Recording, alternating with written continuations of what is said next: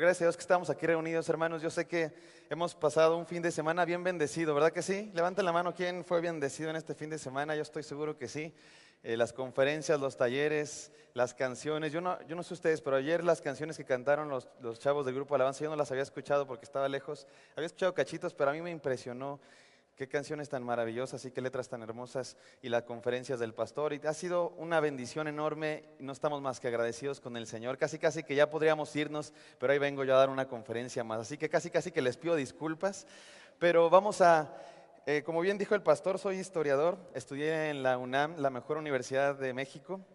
El equipo de fútbol no, pero la universidad sí, ¿verdad? Son cosas muy diferentes. Y vamos a hablar es la primera vez que voy a dar una conferencia en mi vida. Yo no sé si el pastor sabía, pero nunca había dado una conferencia en mi vida. He predicado muchas veces, pero una conferencia es diferente. No voy a explicar la diferencia porque hay tiempo, que no tenemos tiempo, pero la primera vez que lo voy a hacer. Espero que lo haga bien. Si no lo hago bien, no me reclamen. Pero vamos a hacer el siguiente tema. La conferencia se llama, perdón que traigo mi celular. Olvidé mis papeles y mi iPad, mi mamá fue por ella, entonces no estoy en Facebook ni en WhatsApp, estoy viendo la conferencia. Ustedes discúlpenme, ahorita me tomo una selfie, ¿verdad? Pero entonces la conferencia se llama No dejes de predicar, no dejes de predicar. Y el subtítulo es el siguiente: El crece más y la reforma protestante. Voy a decir una serie de cosas que yo estoy seguro que no es nuevo para la mayoría de nosotros, son cosas que sabemos, pero es necesario repetirlo. Y además estamos celebrando 500 años de la reforma. El 31 de octubre de hace una semana celebramos 500 años del inicio de la Reforma Protestante. Como todas las cosas en la historia, las fechas exactas no dicen mucho, pero ¿quién les iba a traer premios? Les iba a traer Carlos V, porque Carlos V era el emperador en la época de la Reforma, para darles de regalo. Pero ¿quién me dice qué pasó el 31 de octubre de 1517? ¿Quién quiere decir, así con voz fuerte? Sí, hermana. Yo pensé que todos me iban a decir a la misma vez, hermano Carlos. Un Carlos V para el hermano Chax. El 31 de octubre de 1517, Martín Lutero clavaba. Fíjense que los historiadores debaten si de verdad pasó eso de que las clavaba. Se ve muy heroico, ¿verdad? Así llegar con una serie de documentos y llegas a la puerta de la iglesia y los clavas como desafiando a la iglesia. La imagen me encanta, aunque la verdad es que muchos discuten si de verdad pasó eso de que las clavó. Y aún así, si las hubiera clavado, lo cierto es que no era tanto un acto de rebeldía como en contra de la iglesia, como clavar las puertas, sino lo que era eso era un llamado a un debate público. Lo que hizo el Martín Lutero en 1517, el 31 de octubre, era llamar a un debate público para discutir exactamente el tema de las indulgencias. Saben ustedes lo que es las indulgencias, ¿verdad? Porque fueron católicos algunos de ustedes o porque lo saben. Uno paga una cantidad de dinero para comprar tiempo que no vas a pasar en el purgatorio o tiempo que tus familiares no van a pasar en el purgatorio. Ustedes saben la historia, no la voy a repetir aquí. Bueno, sí la voy a repetir, pero no en este momento. Pero eso celebramos, nosotros el 31 de octubre del año 2017, 500 años de ese momento. Por supuesto que ese momento no significó gran cosa. Digamos, fue un proceso, ¿verdad? Las tesis que clavó Lutero en contra de las indulgencias, 95 tesis en contra de las indulgencias. ¿Por qué no debemos comprar indulgencias? El proceso de comprensión de Lutero fue un proceso gradual, pero ese momento, 31 de octubre de 1517, marcó, por supuesto, que un cambio, sobre todo por un factor especial, porque atacó directamente los intereses de la curia romana.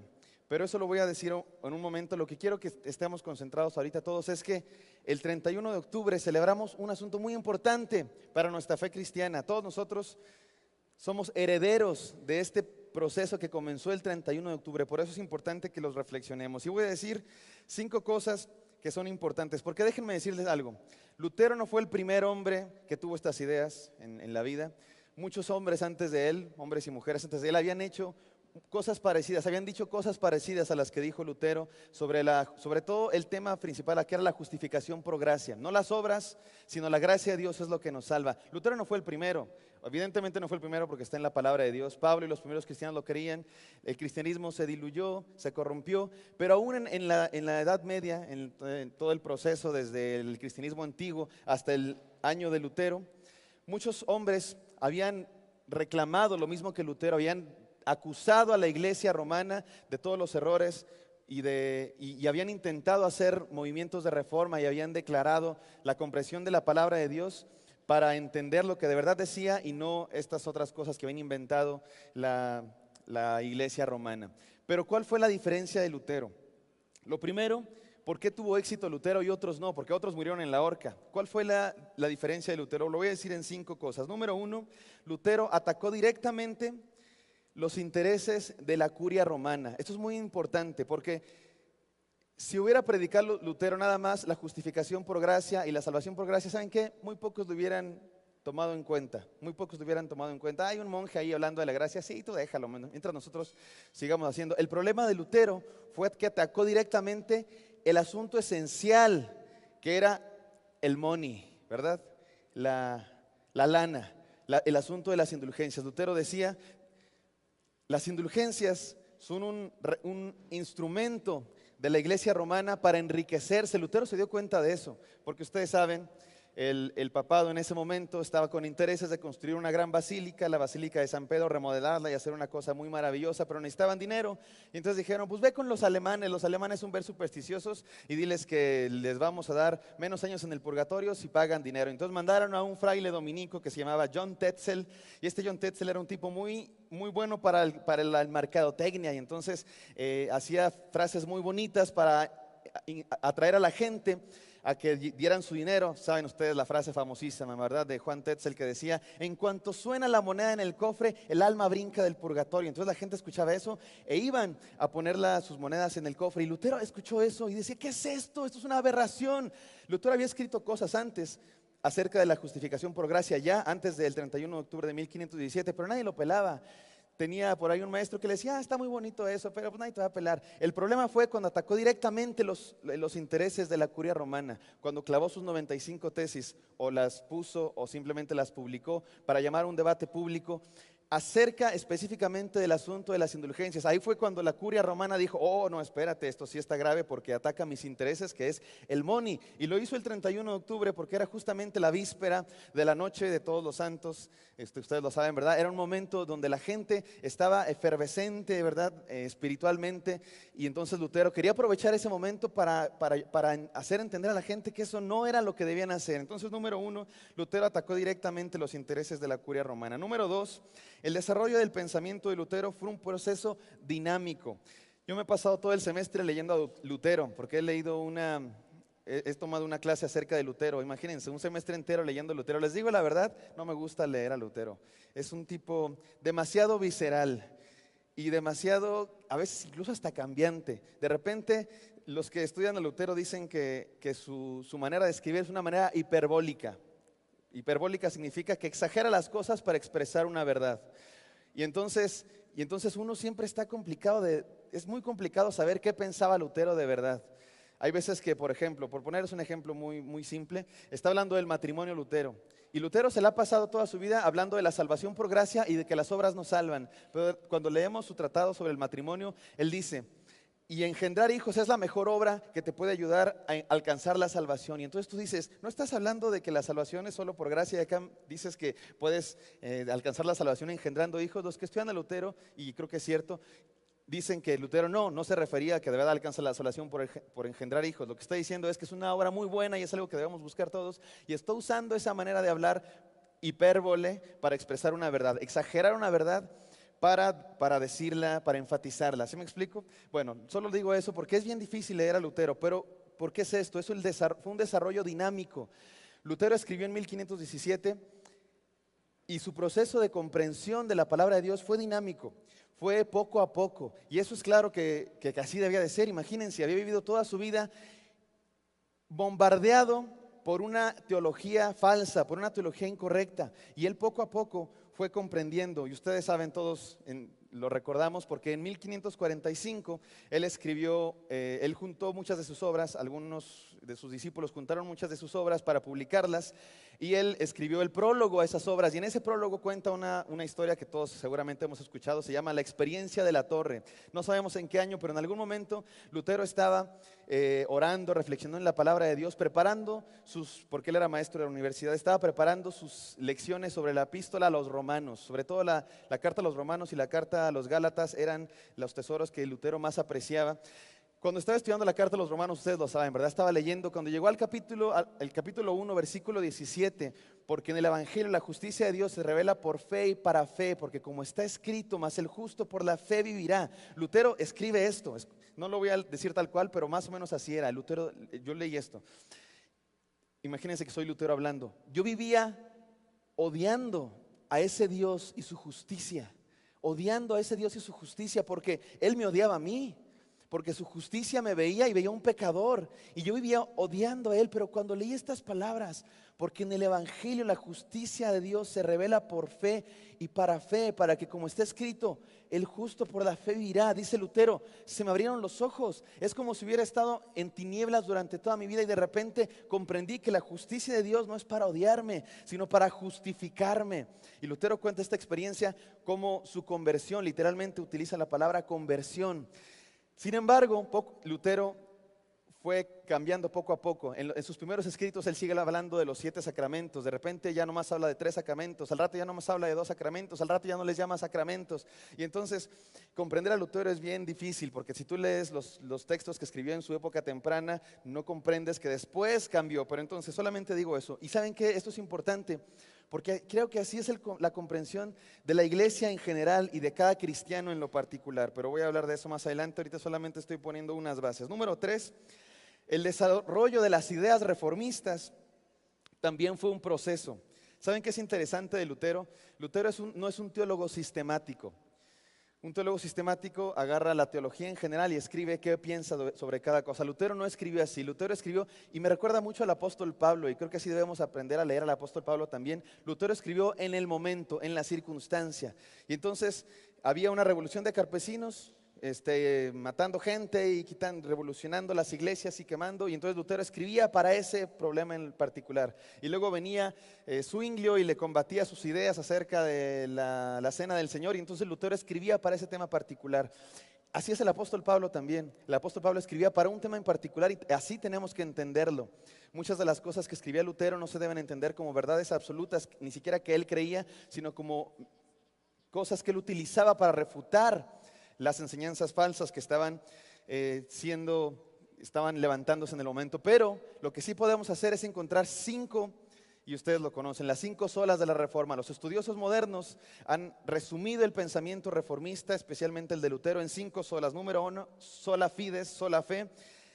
Solo somos salvos mediante la fe que el Espíritu pone en los cristianos. Número 2, sola gracia. La salvación es solo por la gracia de Dios y no por obras. Este era el pensamiento básico de Lutero. Solamente la gracia, no por obras. Ninguna obra tuya te puede ayudar a salvarte. Ninguna. Nada que tú hagas te acerca ni un pasito más a la salvación, sino solo la obra de Jesucristo. Número 3, la sola escritura en latín. Él escribía la mayoría de sus textos en latín, después algunos los tradujo al alemán. Sola escritura, nuestra única autoridad es la palabra de Dios, la Biblia. Y número 4, solo Cristo, solamente Jesucristo es Señor y Salvador. Y él decía, y Rey de nuestras vidas. Y número 5, solo Deo gloria, solo a Dios la gloria. Ese era un énfasis que después la teología reformada exageró, a mi entender, y tomó en detrimento de otros atributos de Dios. Pero bueno, vamos a pasar al cuarto, que es el éxito de Lutero se debió a las circunstancias del momento. El éxito de Lutero se debió a las circunstancias del momento. Escúchame lo siguiente, porque lo voy a contar como mi maestra en la universidad me lo contaba. Mi maestra Alicia Meyer es una muy reconocida estudiosa de la época del siglo XVI, y ella nos contaba lo que estaba ocurriendo en el siglo XVI. El siglo XVI es un siglo de muchos cambios. Y el éxito de Lutero se debió a 2. Número 1, la imprenta. El invento de la imprenta hizo posible que los escritos de Lutero llegaran a un montón de lugares, cosa que no había, y muy rápido, cosa que no había pasado con otros reformadores. Por ejemplo, Juan Hus, John Wycliffe, que habían escrito cosas muy similares a Lutero. De hecho, a Lutero lo acusaban de jusita. Cuando querían decir a Lutero que era una persona muy mala y hereje, decían, eres un jusita. Juan Hus era un personaje que vivía en donde hoy más o menos es la República Checa. Y él escribió casi lo mismo que Lutero, en contra de la salvación por obras, en contra de las cosas que hacía la iglesia. Pero sus obras llegaron a otras partes del mundo cuando Juan Hus ya había sido quemado en la hoguera. El invento de la imprenta hizo que las obras de Lutero se esparcieran muy rápido y mucha gente llegara a conocer sus obras y pudieran tener éxito, y se levantaron muchas otras personas que tenían esa misma hambre de conocer la verdad de la palabra de Dios. Y el segundo es las circunstancias del momento. Yo sé que a muchos no les gusta la historia y les molesta la historia. Yo no sé, porque yo pienso que a los cristianos no nos debería encantar la historia, porque nuestra fe es una fe histórica. Jesucristo es un personaje de la historia. El Nuevo Testamento son documentos históricos. Cualquier cristiano que diga no le gusta la historia, yo dudaría mucho de su capacidad intelectual para comprender la palabra de Dios, porque son documentos históricos. Entonces, amemos la historia, hermanos, por favor. Pero entonces, ¿qué estaba pasando en esta época? El éxito de Lutero se debió sobre todo a que él fue protegido por uno de los electores del Sacro Imperio Romano Germánico. El Sacro Imperio Romano Germánico era un gran imperio, heredero del Imperio Romano, por lo menos ellos así lo veían, y se dividía en muchos principados. Cada uno de esos principados tenía un gobernador. Uno de esos gobernadores protegía a Lutero. ¿Por qué? Porque tenía intereses quizá espirituales, pero también políticos. Y esto es lo que pasaba. Carlos V, el de los chocolates, era el emperador de ese Sacro Imperio Romano Germánico. En 1519 se hizo emperador, no desde el primer momento, pero después se hizo emperador, y él no quería a Lutero, literalmente lo quería matar.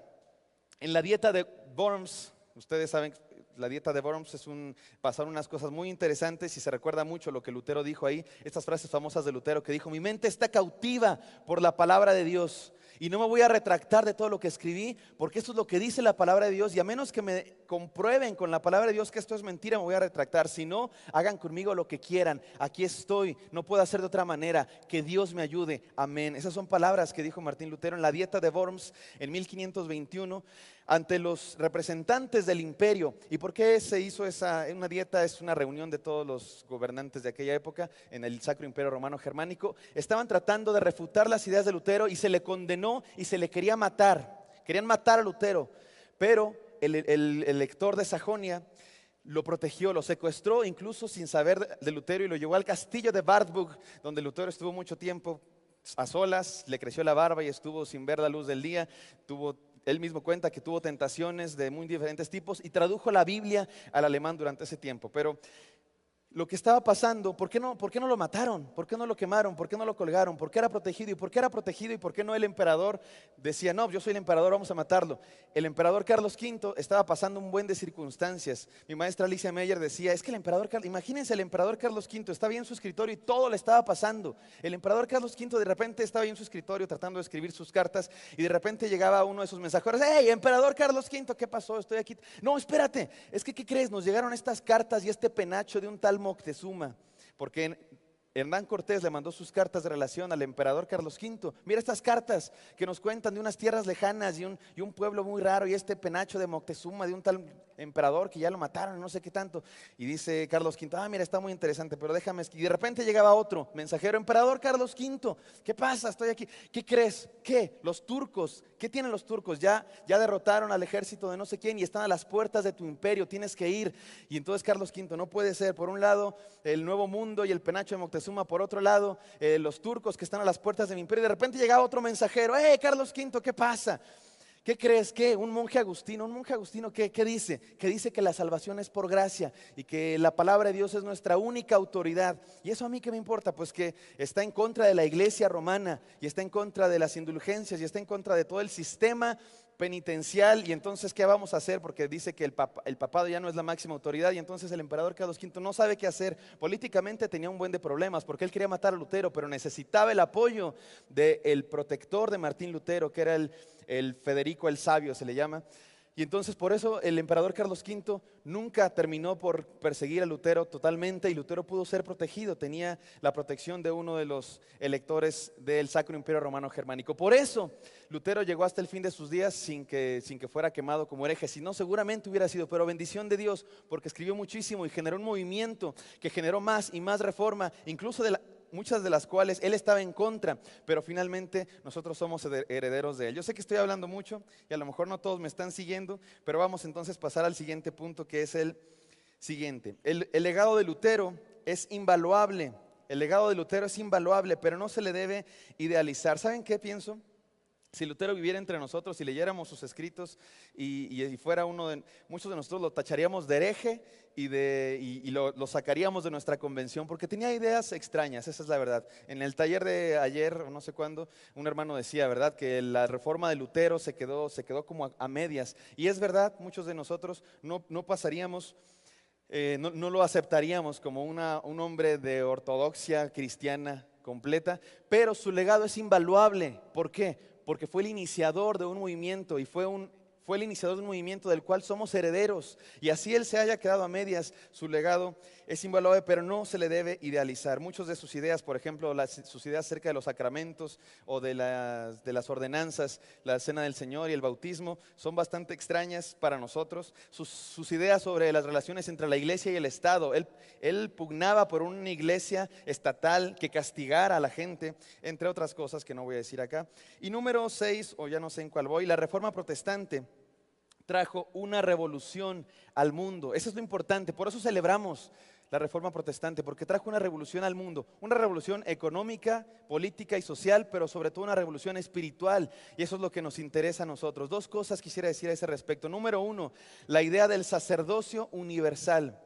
Muchos dicen, Martín Lutero acabó con los sacerdotes, ¿verdad? Porque la Iglesia Católica tiene sacerdotes, entonces Martín Lutero reformó la iglesia y acabó con los sacerdotes. ¿Saben qué? Al revés. ¿Saben con qué acabó Lutero? Con la laicidad. Martín Lutero acabó con los laicos, ya no hay laicos, todos somos sacerdotes y todas las cosas que hace cualquier cristiano son actos sacros y de sacerdotes. Y número dos, el ascetismo intramundano. Todo lo que haces, hermano, tu trabajo, decía Martín Lutero, si ordeñas vacas, si fundes hierro, si haces madera y haces cosas de carpintería, eso es adoración a Dios, es el ascetismo intramundano. No necesitas ser monje para ser una persona devota del Señor, necesitas ser una persona en el mundo que proclame las verdades del Señor. Entonces, habiendo dicho esas 5 cosas, quisiera que nos preguntáramos nosotros, ¿qué significado tiene para nosotros la reforma a 500 años de haber comenzado? ¿Qué significado tiene para nosotros la reforma a 500 años de haber comenzado? Voy a decir 3 cosas y espero ser muy breve y muy claro. Número 1, la reforma nos desafía a afirmar nuestra fuente de autoridad. La reforma nos desafía a afirmar nuestra fuente de autoridad. Una de las cosas más enfáticas de la Reforma Protestante era solamente la palabra de Dios es nuestra fuente de autoridad. ¿Qué fue lo que produjo la Reforma Protestante? ¿Qué fue lo que encendió la Reforma Protestante? Hay algunos que dicen que intereses políticos, económicos, sociales. Hay otros incluso que dicen que lo que impulsó la Reforma Protestante, por lo menos en el caso de Lutero, fue un asunto psicológico interno de Lutero, que Lutero tenía traumas por su relación con su padre y entonces odiaba a su padre y al mismo tiempo eso lo hacía odiar a Dios y que eso lo llevó a una transición de comprensión de su yo religioso. ¿Saben qué fue lo que produjo la Reforma Protestante? Un descubrimiento bíblico. Ese es el motor de la Reforma Protestante, ese es el fuego que encendía la Reforma Protestante, un descubrimiento bíblico. Martín Lutero lo dice claramente cuando presentó su discurso en la dieta de Worms. La gente lo acusaba y él dijo, literalmente, mi mente está, no me voy a retractar. Le dijeron, ¿te retractas de estos escritos? Son tuyos. Y Martín Lutero les dijo, denme un día. Mañana vengo y les digo a ver si es cierto que me retracto. Lutero se fue, obviamente no iba a leerlos a ver si eran lo que él quería, era tiempo para pensar. Imagínense qué harían ustedes. Les traen todos los sermones que han escrito y les dicen, hermano, ¿esos son los sermones que tú has escrito? Pues no sé por qué. Porque si sí, te vamos a condenar, te vamos a excomulgar y te vamos a condenar a que mueras. Ah, ya. Entonces déjame los reviso, ¿no? A ver si es cierto. Entonces tú estás en la noche sudando, imagínate, Dios mío, ¿qué hago? Y al día siguiente llega Lutero ante los hombres más poderosos de su época que tenían su destino en sus manos. Y Lutero les dice, ¡qué valor! Y Lutero llega y les dice, ¿saben qué? La mayoría sí son míos. ¿Y saben qué? No me voy a retractar. ¿Por qué? ¿Por intereses políticos, económicos, por tus traumas psicológicos? No, ¿sabes por qué? Porque esto es lo que encuentro que dice la palabra de Dios. Y a menos que me demuestres que esto no lo dice la palabra de Dios, no me voy a retractar. Y no puedo hacer de otra manera, y aquí estoy. Esa es una frase que muchos dudan si la dijo, pero a mí me encanta. Here I stand, aquí estoy. I can do no other. Lo digo en inglés, aunque él lo dijo en alemán, pero es que hablar otro idioma suena padre, ¿verdad? I can do no other, help me God, amen. Aquí estoy, no puedo hacer de otra manera, que Dios me ayude, porque Dios es el que me juzga, no ustedes. Amén. ¡Qué valor! Lutero sabía que eso lo iba a condenar. ¿Por qué? Porque estaba apasionado por la palabra de Dios. Fue un descubrimiento bíblico. Él también lo cuenta en su experiencia de la torre. ¿Qué fue lo que lo hizo convertirse a él? ¿Por qué se convirtió? Que tenía intereses de que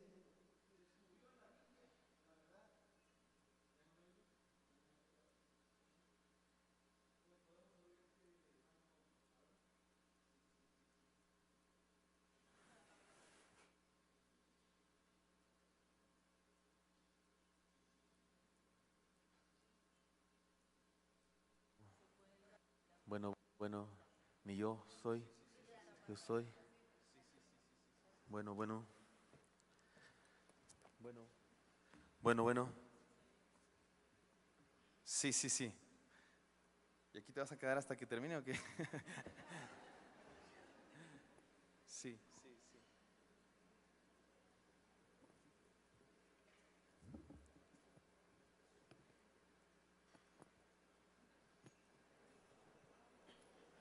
Sí, sí, ya me oigo, ¿verdad? Bueno, en su experiencia en la torre, él relata cómo se convirtió, qué fue lo que lo llevó a hacer un descubrimiento bíblico. Él encontró en la palabra de Dios que las personas que estaban, que el clero romano, que los papistas, como él les llamaba, estaban equivocados y que la autoridad debía ser solo la palabra de Dios. En el caso de Lutero es muy evidente y incluso dramática la forma en que él afirmaba la autoridad de las Escrituras. Sin embargo, ¿saben qué podemos decir? Que eso es lo mismo que han hecho todos los cristianos a lo largo de la historia. ¿Por qué tenemos la Biblia? Se escribió hace casi 2000 años. ¿Por qué tenemos el Nuevo Testamento? ¿Por qué llegó hasta nosotros? Muchos textos se han escrito a lo largo de la historia. Otros evangelios se escribieron en el siglo segundo. ¿Por qué estos se han conservado tanto? ¿Y por qué de otros libros solamente tenemos fragmentos, unas partes o nada? ¿Por qué? ¿Saben por qué? Porque el cristianismo ha entendido desde siempre que la palabra de Dios está contenida en estos documentos de una manera tal que deben ser la cosa que atesoremos más en nuestra vida y que deben ser nuestra máxima autoridad. Ellos consideraban la escritura como su fuente de autoridad. Hermanos, ante el tsunami de enseñanzas raras que están antibíblicas, que están levantándose en nuestro mundo, ¿cómo podemos saber cuál es el verdadero cristianismo? ¿Saben que uno cuando estudia historia, a mí me encantan por eso la historia, porque es como viajar, pero mucho más barato. Cuando uno estudia historia es como ir a otros mundos, ir a otras épocas incluso. Entonces pasa lo mismo que cuando viajas, se te abre tu mente, se te abre tu panorama, se te amplían tus horizontes. Y saben que cuando uno estudia la historia del cristianismo, uno se pregunta muchas cosas, porque uno dice, ¿cuál es el verdadero cristianismo? 2000 años de historia, gracias mami, 2000 años de historia cristiana. Y uno ve el cristianismo y uno dice, este no se parece a mí en muchas cosas y este otro tampoco. Y entonces uno dice, ¿cuál es el verdadero cristianismo? ¿Cómo podemos saber la historia del cristianismo? ¿Cuáles eran cristianos y cuáles no? 2000 años de historia es mucho, hermanos. 2000 años de historia es un montón. De eso tenemos de cristianismo. Es un montón, 2000 años. Piensen ustedes, ¿cuántos 2000 años? Es demasiado. La mayoría de ustedes no van a vivir más de 80, el más va a vivir 90, quizá alguno llegue a 100. Pues 20 veces eso, 2000 años de historia. Muchísimas generaciones. ¿Cuánto ha pasado en el cristianismo? ¿Saben qué es lo común? Entre muchas otras cosas, ¿saben qué es lo común al verdadero cristianismo?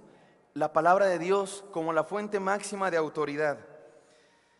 Ante las 1000 ideas que están surgiendo en nuestro mundo, ¿cómo sabemos cuál es la verdad? La palabra de Dios. Ahora, la escritura es nuestra normativa, es la que marca nuestros límites.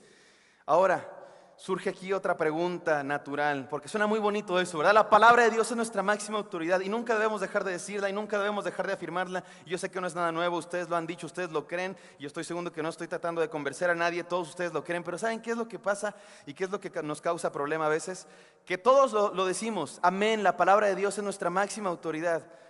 Lutero lo decía, pero ¿saben cuál es el problema? Que Lutero lo decía y también Zwinglio y también los anabaptistas y no estaban de acuerdo en muchas cosas. Y entonces uno dice, bueno, entonces ¿qué pasa aquí? ¿Qué hacemos? Y yo, es más, aquí mismo, estamos en el Congreso Crece, casi puros bautistas y estoy seguro que estaríamos en desacuerdo con algunas cosas. ¿Están de acuerdo con que estaríamos en desacuerdo? Pero todos afirmamos la Escritura como nuestra máxima autoridad, pero estamos en desacuerdo con algunas cosas. Por eso voy a pasar al siguiente. Número 1, la Reforma nos desafía a hacer de la palabra, afirmar nuestra fuente de autoridad. Hagamos de la palabra de Dios nuestra máxima autoridad. Pero número 2, la Reforma nos desafía a definir nuestra identidad. La Reforma nos desafía a definir nuestra autoridad. Lutero tuvo un buen de peleas y atacaba, por eso les digo que no me gusta tanto, porque atacaba de manera muy visceral y a mí me parece grosera y falta de respeto. Atacaba a la curia romana y a todos los prelados y papistas y ahí como que uno dice, ah, sí, que les dé con todo, ¿verdad? Pero de repente cuando se ponía a discutir con sus hermanos reformistas, con sus hermanos reformados, con Zwinglio, incluso con su discípulo Melanchthon y con muchos otros reformadores también, Lutero era bien duro contra todo aquel que estuviera mínimamente en desacuerdo, así fuera la minúscula cosa con él. Y ustedes ven a los hermanos reformados, reformistas, quiero decir a todos los líderes de la Reforma Protestante, se juntaron. En 1537 se juntaron los diferentes grupos de reformadores. Imagínense, esta reunión se llama la Liga de Esmalcalda y escribieron unos artículos que se llaman los famosos artículos de Esmalcalda. En ellos se juntaron Lutero, Ulrico Zwinglio, Ecolampadio, que era otro reformador, Martín Bucer, Felipe Melanchthon y un par más, para hacer una confesión de fe en la que plantearan qué eran las cosas que ellos afirmaban. Primero hicieron una serie de confesiones acerca de Dios, la Trinidad y la Cristología. Y ellos decían, en estas cosas ni siquiera tenemos problema con los papistas. Estamos de acuerdo que Dios es un solo Dios en tres personas y Jesucristo es una sola persona con dos naturalezas. Y esa es digamos que la creencia tradicional cristiana desde hace muchísimos años, y es lo que los reformadores creían. Después, cuando pasaron a la soteriología, o sea, la doctrina de la salvación, decían ellos, aquí es donde diferimos grandemente con la iglesia romana. Y entonces empezaron a hablar de la gracia, la justificación solo por gracia mediante la fe y muchas otras cosas. Y después pasaron a otros temas, y aquí dije, me encanta ese texto, porque lo escribe Lutero, pero es en nombre de todos los reformadores. Y Lutero dice, aquí estamos en desacuerdo y no creemos igual. Sin embargo, y esto me encanta porque es una enseñanza para todos. Sin embargo, encontramos que nuestras creencias comunes, o sea, la herencia de nuestras creencias comunes, son suficientes para admitir la diversidad en estos otros asuntos. Nuestras creencias comunes son suficientes para admitir la diversidad en estos otros asuntos. Y dice Lutero, que Dios nos ayude para entender en algún momento quién tenía la razón, pero mientras tanto convivimos. Ahora, lo cierto es que ese documento es más palabra que hecho, porque a fin de cuentas nunca hubo una unidad protestante y surgieron muchísimas denominaciones. Lutero y Ulrico Zwinglio nunca se pusieron de acuerdo e incluso se formaron dos tradiciones muy separadas, la tradición luterana por un lado, la tradición reformada por otro lado, y después se dividieron muchas otras. O sea, la unidad real nunca existió, pero por lo menos existía la intención de decir, trazamos nuestros límites. Esto es lo que creemos que dice claramente la palabra de Dios. Y de esto no negociamos, con esto no negociamos. Estos son nuestros límites, de aquí no nos salimos, pero por nada del mundo. Sin embargo, dentro de estos límites admitimos cierta diversidad. Voy a decir un ejemplo para que me perdonen lo que voy a decir al final. El proceso de canonización de nuestras Sagradas Escrituras, el Nuevo Testamento, me encanta decirlo de esta manera.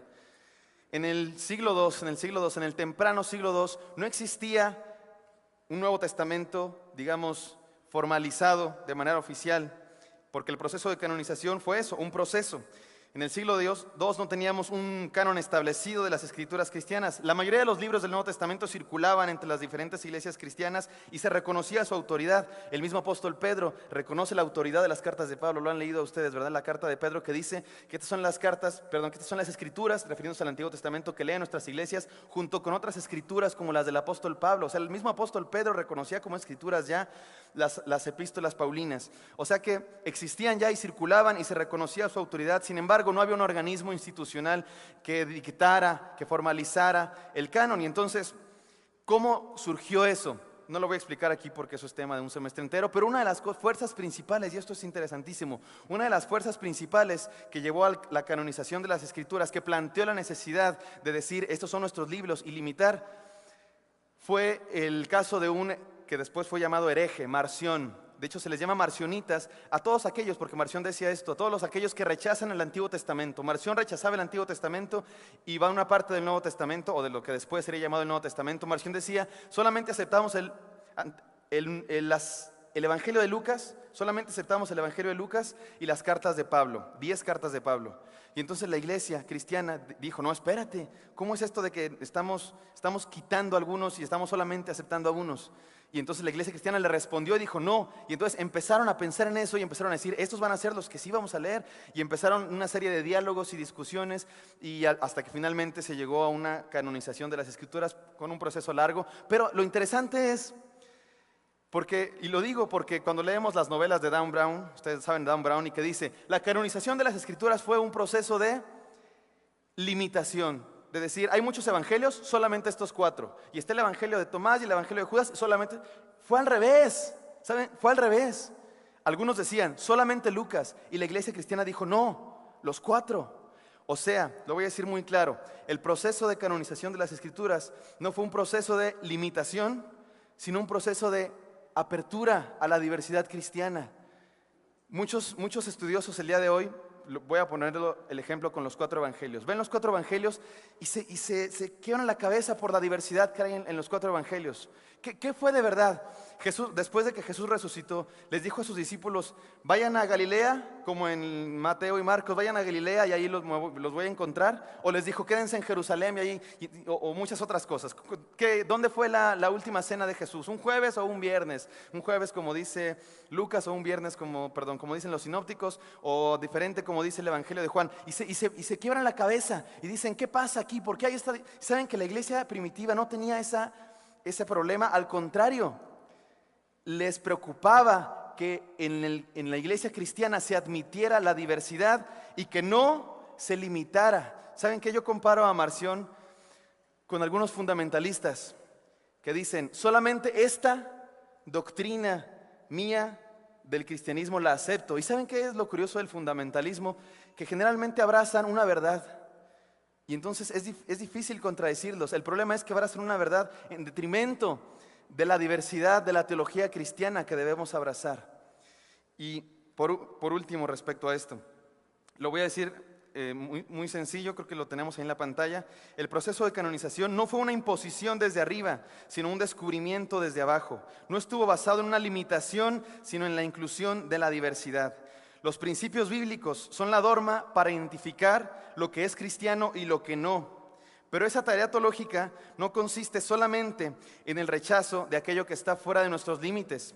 Por supuesto que consiste en el rechazo de aquello que está afuera de nuestros límites, sino que también consiste en admitir la diversidad que está dentro de esos límites. Volviendo a la Reforma, Lutero escribió en 1537 los artículos de Esmalcalda. Ya les digo lo que pasó en esos artículos y los reformados. Pero lo resumo con esta frase. La identidad de la comunidad cristiana consistía en trazar los límites de la práctica y fe cristianas con base en la Biblia y admitir la diversidad dentro de esos límites. No me malentiendan, hermanos. Yo sé que algunos están pensando que lo que estoy diciendo suena demasiado progresista o no sé. No estoy proponiendo ni un ecumenismo abierto, ni un aligeramiento de nuestros criterios doctrinales. Al contrario, estoy proponiendo una limitación clara de nuestras reglas de fe, pero al mismo tiempo una admisión de la diversidad de lo que somos. Los bautistas, cuando estudiamos la historia de los bautistas, hay una diversidad increíble en la historia de los bautistas. Yo estoy seguro que aquí no hay 2 personas que tengan exactamente el mismo pensamiento respecto a cada tema particular de la fe cristiana. Estoy seguro que entre todos aquí llegaríamos a un centro clarísimo y que nadie negaría de nuestra teología cristiana. Pero también estoy seguro que llegaríamos a unos desacuerdos en la periferia de nuestras creencias y nuestras prácticas cristianas.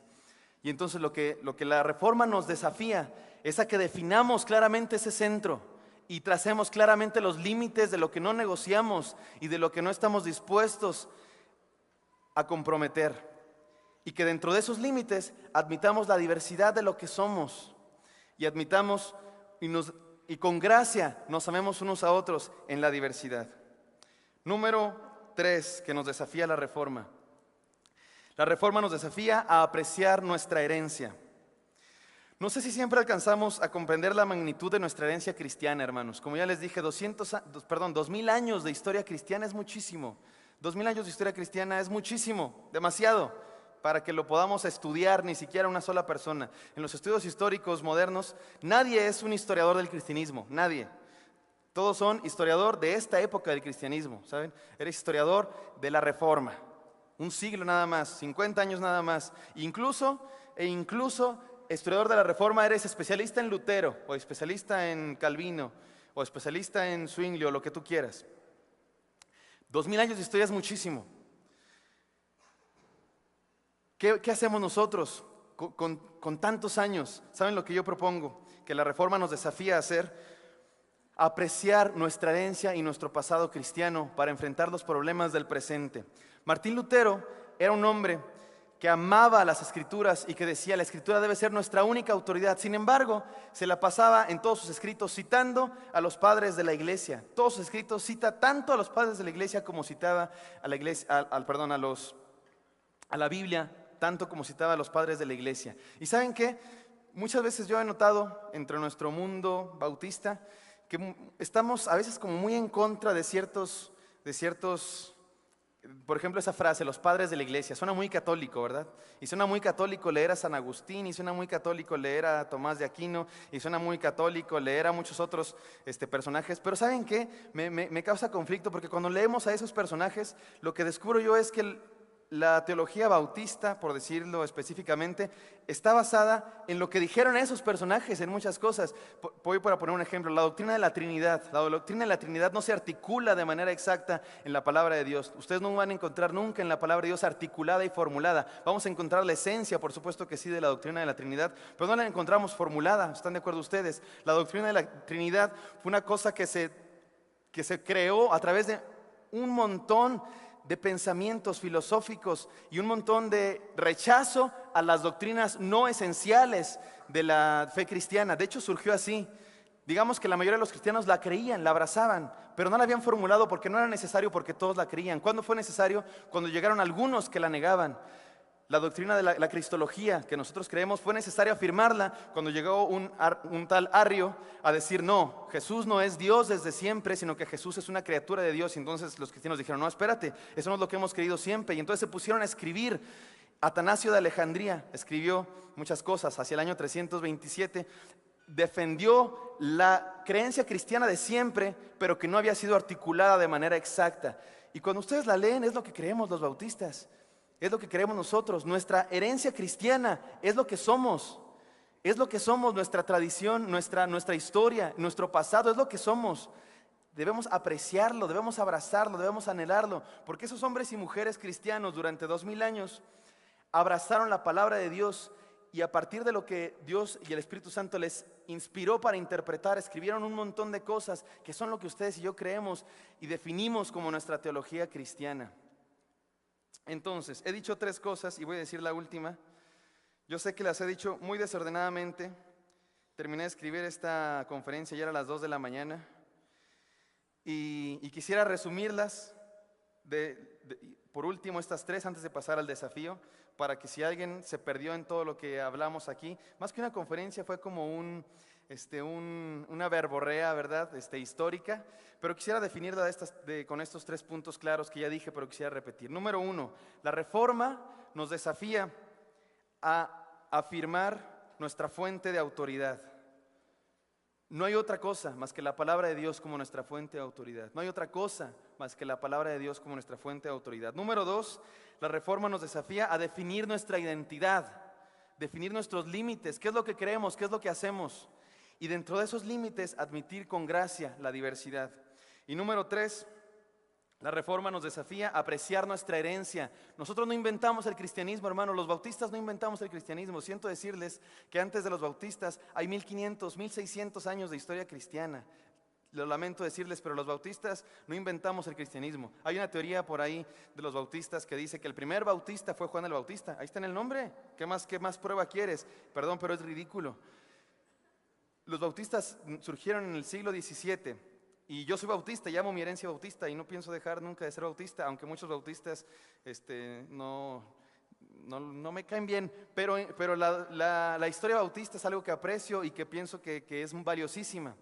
Pero no inventamos el cristianismo. Hay 1500 años de historia, 1600 años de historia cristiana antes de los bautistas. La iglesia bautista Oreb no inventó el cristianismo, el Crece no inventó el cristianismo. Somos parte de una herencia cristiana valiosísima que debemos apreciar. Y por último, quisiera pasar al desafío de la siguiente manera. La Reforma nos desafía a no dejar de predicar. La Reforma nos desafía a no dejar de predicar. Y para esto quisiera que vayamos a la palabra de Dios. Amós, el profeta Amós, capítulo 7, versículos del 10 al 17, lo voy a leer yo si ustedes quieren seguirme con su vista. Entonces el sacerdote Amasías de Betel envió a decir a Jeroboam, rey de Israel: Amós, se ha levantado contra ti en medio de la casa de Israel. La tierra no puede sufrir todas sus palabras, porque así ha dicho Amós: Jeroboam morirá a espada, e Israel será llevado a su tierra en cautiverio. Y Amasías dijo a Amós: vidente, vete, huye a tierra de Judá y come allá tu pan y profetiza allá. Y no profetices más en Betel, porque es santuario del rey y capital del reino. Entonces respondió Amós y dijo a Amasías: no soy profeta ni hijo de profeta, sino que soy boyero y recojo higos silvestres. Y Jehová me tomó de detrás del ganado y me dijo: ve y profetiza a mi pueblo Israel. Ahora pues, oye palabra de Jehová. Tú dices: no profetices contra Israel, ni hables contra la casa de Isaac. Por tanto, así ha dicho Jehová: tu mujer será ramera en medio de la ciudad, y tus hijos y tus hijas caerán a espada. Y tu tierra será repartida por suertes, y tú morirás en tierra inmunda, e Israel será llevado cautivo lejos de su tierra. Es curioso este evento de la palabra de Dios. No sé si lo hemos predicado mucho nosotros. Me parece que es muy apropiado para predicadores. Un predicador le dice a otro predicador: deja de predicar. ¿Les ha pasado? Un predicador le dijo a otro predicador: deja de predicar. ¿Sabes? Tu promedio en el seminario no fue el mejor, deja de predicar. ¿Sabes qué? Tu aspecto físico no es el adecuado, deja de predicar. ¿Sabes qué? Tu teología es sospechosa, deja de predicar. ¿Sabes qué? Tu preparación académica no es la más apropiada, deja de predicar. Un predicador le dice a otro predicador: deja de predicar. ¿Les ha pasado, hermanos, que les dicen deja de predicar? A lo mejor alguien más les dijo deja de predicar, a lo mejor una congregación les dijo deja de predicar. A Amós le dijo a Amasías: deja de predicar, vete a tu tierra y profetiza allá. Aquí no, aquí la tierra no puede soportar tus palabras. ¿Y qué dijo Amós? No voy a dejar de predicar. Y saben que cuando Amós dijo no voy a dejar de predicar, se unió a un grupo hermoso de personas que fueron predicadores rechazados, desde Noé hasta Jeremías, desde Juan el Bautista hasta Jesucristo, desde Martín Lutero hasta nuestros héroes de la actualidad, a los que han sido predicadores rechazados y los que les han dicho deja de predicar. Amasías le decía a Amós: deja de predicar. Y Amasías, ¿saben cuál era el problema de Amasías? Había sido comprado por el Estado, estaba al servicio del rey. Y saben que a veces es muy fácil no comprender a quién le damos cuentas, a quién le rendimos cuentas. Amasías le rendía cuentas al rey de su época, Amós le daba cuentas a Dios. Amasías estaba muy preocupado por la reputación del rey. Amós estaba muy preocupado por la reputación de Dios. Amasías estaba muy preocupado por a quién le servía al rey. Amós estaba preocupado por a quién le servía a Dios. Si el profeta Natán hubiera estado comiendo de la comida del rey, no hubiera tenido la autoridad para decirle al rey: tú eres ese hombre. Si Juan el Bautista hubiera estado en el palacio de Herodes comiendo de la comida de Herodes, no hubiera tenido la autoridad para decirle: hey, Herodes, está mal que tomes a la esposa de tu hermano. Cuando no estamos sirviendo, cuando no estamos rindiendo cuentas al que debemos rendirle cuentas, dejamos de predicar. Pero hermano, no dejes de predicar. Ese es el desafío de la reforma: no dejes de predicar.